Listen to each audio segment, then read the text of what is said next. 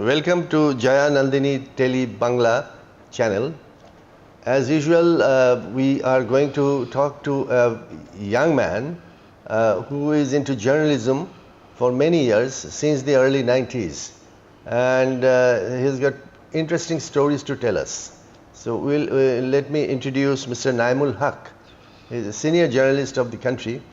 He has worked in major newspapers of Bangladesh, including Morning Sun and the Daily Star, where he has proved his mettle. So we'll talk to him today. It will be more like a chit chat. I would like to know from him about his journey from his early young days to today. Let me introduce Mr. Naimul Haq. Mr. Naimul Haq, welcome to Jayanandini Tele Bangla. Thank you very much.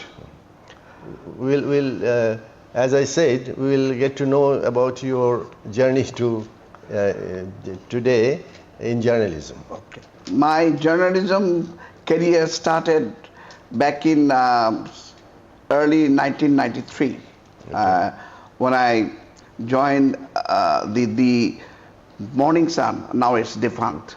Mr. Bobby Islam, who was the editor, and I was just an apprentice sub-editor. I had worked for a very short period of time then, and as I was working, one of the senior journalists, Mr. Noman, he had shifted to the Daily Star, which was launched soon after I joined the Morning Sun. And when Mr. Noman had moved to Daily Star, he had offered me to join Daily Star as well. So I had an opportunity to join a newly launched newspaper, about which I had no idea. But obviously, Mr. S.M. Ali, who was the editor, it was a rare opportunity to work under him. And so I joined the Daily Star in the desk, working as also apprentice sub-editor. And this is how my journey started to unfold in journalism, in the world of journalism. And there are many stories to share with. I will explain and give you narration of my journey to journalism. Basically, journalism is in my blood. You know, my father was a very veteran journalist. He was the first Director General of Radio Bangladesh after the liberation. Okay. He was also the longest serving Principal Information Officer of PIO. Yeah, PIO of PID. So, and he was also editor of the New Nation newspaper, chairman of Bangladesh Times, and he also served as a press minister in London and New Delhi. So you understand that he had a long career connected with information, communication, and he served obviously under the Ministry of Information during his career with the government. So I probably picked up journalism from my father, who wanted me to pursue writing or pursue journalism as he did. So that is the reason I bumped into journalism and not take a career in other subjects. We have come to know that you specialized in certain fields like health, and later on in environment. Exactly. But health journalism was unknown thing in the 90s, even 2000. So how did you really come into health journalism? That's very interesting. When I joined Daily Star, I was actually working in the desk not as a reporter. But while in desk, I had the habit, or I practiced writing as well. And that was noticed by my editor as well as my managing editor, Mr. Tawfiq Aziz Khan, who was one of my very, very favorite person who died, unfortunately. And my editor, Mr. Mahfouz Anam, also noticed that I had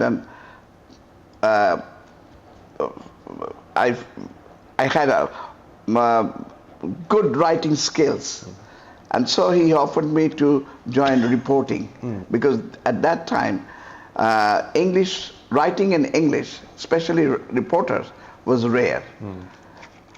And he thought that it was a good opportunity to shift Naimul from desk to reporting. Reporting team. And this is how I came into reporting, world of reporting. And that was, exploring reporting was a absolutely huge opportunity for me. And I took the opportunity to write. But, you know, as you asked, why did I choose health and later on environment? Health was largely, I mean, you know, unknown to people. Health at that time in newspapers reporting mainly confined to Dhaka Medical College Hospital, what was happening in Dhaka Medical College, incidents. But largely the disease, the health sector, the health system was not, you know, in newspapers as much as it was required to get attention much. Right. I took the initiative to write more and go in depth, and I started writing about diseases. I started to, apart from the government institutions which look after health, public service health, I also explored institutions like ICDDRB, which largely work on health. And it was, we are very proud that Bangladesh has an institution like ICDDRB that, you know, it's globally, it's known all over the world. And no one really, I mean, very rarely, except for they hold press conferences, no one really separately try to know what is actually happening in ICDDRB. But there's a lot of research was going Absolutely. on at that time. Exactly. Late 80s and On 90s. Bangladesh. On Bangladesh. So that is the reason I started exploring, and I tried to make friends within ICDDRB, and soon I found that a lot of research papers were published which were unknown to local journalists. And I took interest. They were mostly in English, obviously, and I took interest. And this is how I started to explore that what was happening in Bangladesh. A lot of NGOs were working in the health sector. And I also, like Endangered Health, was one of the institutions which also worked with rural areas about men and women's health. Similarly, BRAC, Grameen Bank, they had a lot of health sector issues that they worked with. And I also, you know, started to talk to them and try to reveal what they were actually doing for the nation or globally. So, yeah, it reminds me that around 2001, 2 or 3, anywhere I went to any health sector office, when they learned that I was a journalist, they used to ask about you. You are very known in DG Health Office, ICDDRB, and all those NGO offices. The Naimul Bhai, where? I will recall one incident. Mr. Harjatano. He was WHO chief. Indonesian, and Indonesian he was WHO the chief. WHO Chief. head of WHO in Dhaka. Bangladesh. There was a press conference, most probably on dengue, and you were there as a media consultant.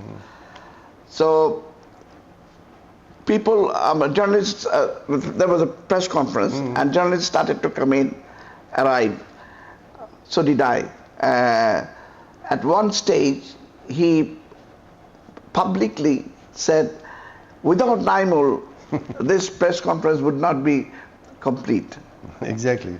And it was obviously, I was honored, but there are many similar comments about me, which I will share with you as we speak.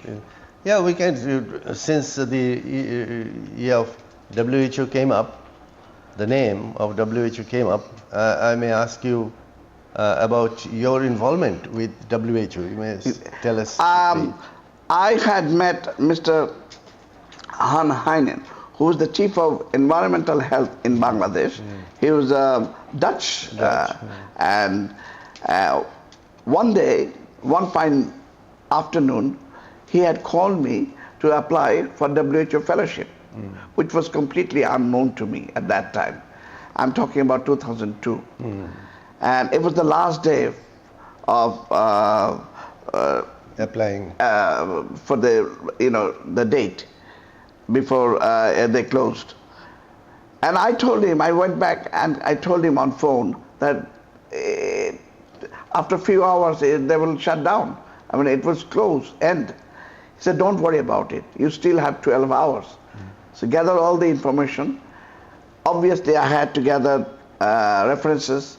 I had to gather some of the best of my write-ups and send them through fax. And at that time, I'm talking about 2002, fax was very, very slow technology. So somehow I was able to send all my documents through fax, and after 2 months, I was a successful candidate, I was told. I did not believe until I got the ticket to fly to Switzerland, in Geneva, obviously. So I was able to complete a fellowship for about 2 weeks in Geneva, WHO fellowship. It was held at the WHO headquarters in Geneva. Right. Okay. You must have followed as we are talking about ICDDRB, you must have followed their work and development of the Orsaline for diarrhea treatment. Exactly. Do you have any experience in that? Basically, ICDDRB in the late 60s or early 70s, they had been doing research with cholera and how to treat cholera. And this is how they actually invented this a solution that reduces the episode of diarrhea.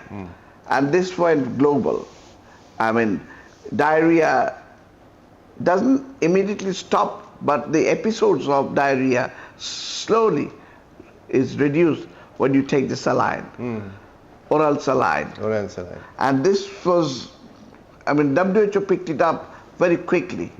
But unfortunately, this was not patented. Nobody patented that.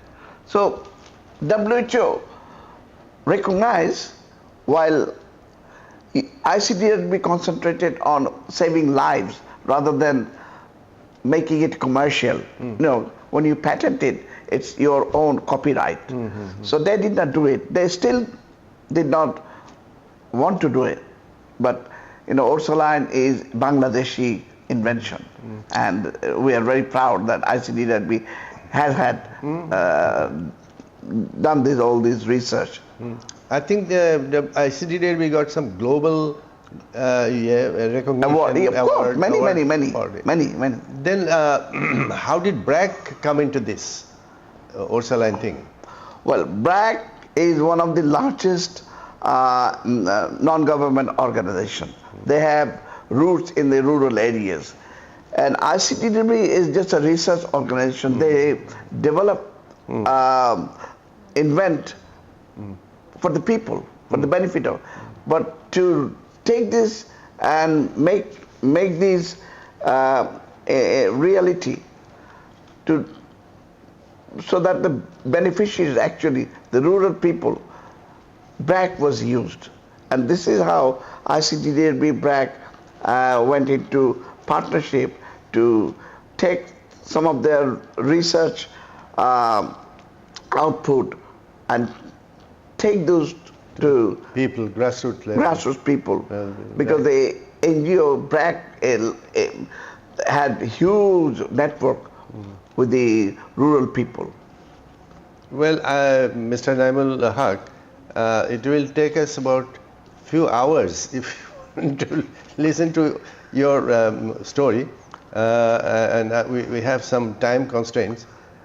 You can tell us briefly, in another 5 minutes, about the great war on polio that was launched by Bangladesh with all these organizations, including WHO, BRAC and all, and your view on that. Yes, Bangladesh is now polio free, and to become polio free, it has to,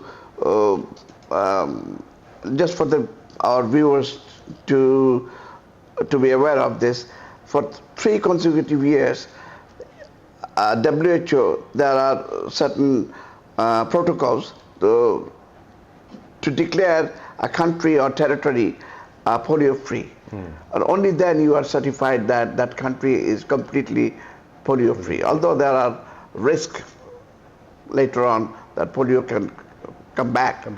But to do that, Bangladesh has a long history of EPI, Extended Program of Immunization.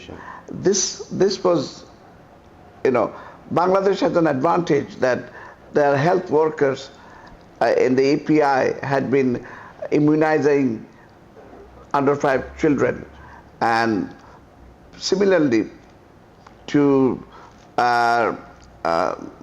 get a polio-free certificate for Bangladesh, EPA was used, and this is how the strength of EPI was used to get rid of polio from Bangladesh, and WHO finally recognized that Bangladesh is no more as a polio territory. Yes, and EPI not only addresses polio, but few other killer diseases. Exactly.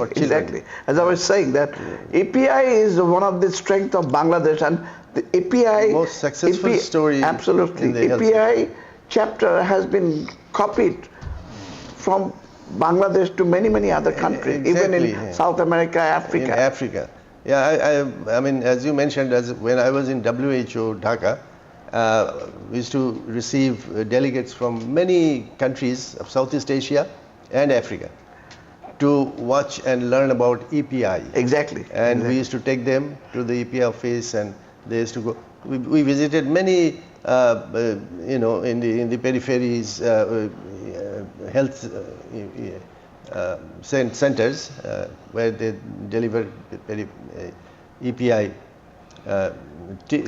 vaccines. I just wanted to tell you very quickly that I also had the opportunity of doing fellowships of Reuters in South Africa, journalist to journalist fellowship in Sydney, Australia. I also went to do a fellowship of Panos in Kathmandu, Nepal. So during my career, I also achieved completing fellowships, and I consider myself very lucky that I had been selected for these fellowships, and this was definitely enhanced my knowledge on better writing skills. Okay, thank you, Mr. Naimul Haq, for your time. Thank you as well. Thank you. Most enlightened by your discussion and what you have done, what you have seen through your application of your knowledge in the field. And I'm sure that the journalism sector, newspapers will miss health journalists like you with so much of knowledge. So you keep writing these nowadays? Yes, I still write. I still write. I actually wrote for more than 8 to 10 years for Interpress Service, IPS, which is one of the, they buy on commission basis from journalists like us in different countries and publish feature stories of many subjects. On different So I served IPS for more than 8 years. I also wrote for international online-based news agency based on science and technology. It's called scidev.net, where many science-based stories were published from Bangladesh, where I also highlighted ICTDRB, BRAC, NGOs, many NGOs, where they work on mostly health and environment. Okay. Thank you, Mr. Naimul Haq. We hope to meet again someday. Thank you once again as well. From you. Thank you, viewers.